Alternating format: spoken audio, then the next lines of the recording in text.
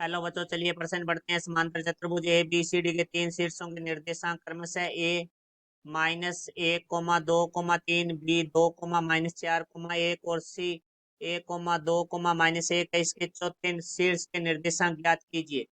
मुख्य अवधारणा। तो हमारा जो प्रश्न है वो समांतर चतुर्भुज से संबंधित है। तो देखो, सबसे पहले हम बात करते हैं समांतर चतुर्भुज के बारे में। तो हम लिखेंगे समांतर चतुर्भुज के विकिरण एक दूसरे को समद्विभाजित करते हैं।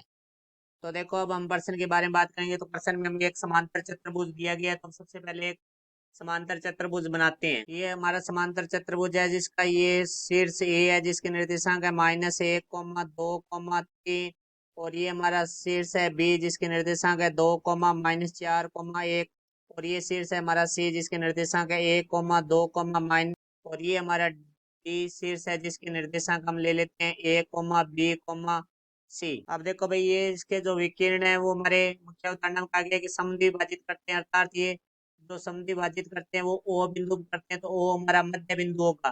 तो यहाँ से ओ मध्य बिंदु है। तो सबसे पहले हम मध्य बिंदु का सूत्र लिखेंगे। तो देखो भाई, मध्य बिंदु बराबर है हमारा होता है x बराबर x1 प्लस x2/2।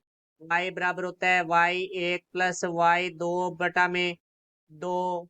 और z बराबर होता है z1 प्लस z2/2। तो अब देखो, सबसे पहले हम बात करेंगे ए सी के लिए। तो ए सी का मध्य बिंदु निकालेंगे। तो हमारा जो बिंदु है ए बिंदु है हमारे पास -1, 2, 3।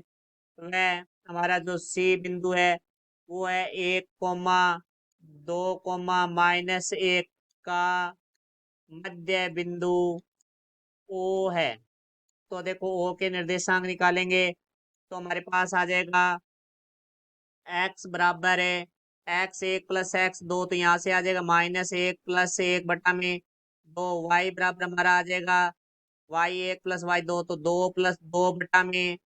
और z बराबर हमारा आ जाएगा 3 -1/2। तो यहाँ से देखो भाई, हमारे पास है जो x का मान है वो आ जाएगा -1 प्लस 1। तो 0/2। y बराबर 2 प्लस 2 4/2। z बराबर 3 -1 2/2। तो x का मान आ गया 0, y का मान आ गया 2 और z का मान आ गया 1। तो ये मध्य बिंदु O है। तो O के निर्देशांक आ चुके हैं हमारे पास, जो कि है 0, 2, 1। तो अब देखो, हम बाद में बात करते हैं। जो बी डी का मध्य बिंदु है वो भी हमारा ओ है। तो यहाँ से लिखेंगे हमारा जो बी बिंदु है। तो देखो, बी बिंदु के जो हमारे निर्देशांक है वो है हमारे पास 2, -4, 1। वह डी के हमने निर्देशांक लिए हैं A, B, C का मध्य बिंदु ओ है। तो ओ के निर्देशांक हमारे पास है। तो इस मध्य बिंदु के सूत्र में ये मान रखेंगे। तो देखो भाई, x का मान हमारे पास यहाँ से 0 हो जाएगा। तो यहाँ से 0 बराबर हमारा आ जाएगा x1 प्लस x2। तो 2 प्लस A/2। तो हमारा जो y का मान है वो है 2। तो 2 बराबर हमारा y1 प्लस y2/2 है। तो y1 का मान है वो -4 है, प्लस y2 का मान है वो b/में हमारा 2 आ जाएगा। फिर हमारे z, क्योंकि मध्य बिंदु वो ओ है तो ओ के निर्देशांक में z हमारा 1 है। तो 1 बराबर हमारा आ जाएगा z1 प्लस z2/2 होता है। तो z1 का मान है 1। तो 1 प्लस z2 का मान है c/2। तो देखो, यहाँ से 2 भाग में इधर दूसरी तरफ आके गुणा में होगा, 0 से गुणा होकर 0 हो जाएगा। बराबर हमारा आ जाएगा 2 प्लस 1, देखो 2 भाग में बराबर से दूसरी तरफ दाईं तरफ आके गुणा होगा। तो 2 को 2 से गुणा करेंगे तो 4 बराबर आ जाएगा -4 प्लस b, तो देखो 2 भाग में है, जो दूसरी बराबर से दूसरी तरफ बाईं तरफ आके गुणा में होगा। तो 2 को 1 से गुणा बराबर आ जाएगा 1 प्लस सी। तो यहाँ से देखो भाई, हम ए का मान निकालेंगे। तो प्लस का 2 है, बराबर से दूसरी तरफ आके माइनस का 2 हो जाएगा। तो -2 बराबर ए हो गया। इसी तरह 4 माइनस का 4 है, बराबर के दूसरी तरफ आएगा तो प्लस का 4 हो जाएगा। तो 4 प्लस 4 बराबर हमारा आ गया बी। तो तीसरा देखो भाई, हम 2 है, बराबर में 1 है। तो बराबर से दूसरी तरफ बाईं तरफ आके माइनस का 1 हो जाएगा। तो बराबर बच जाएगा सी।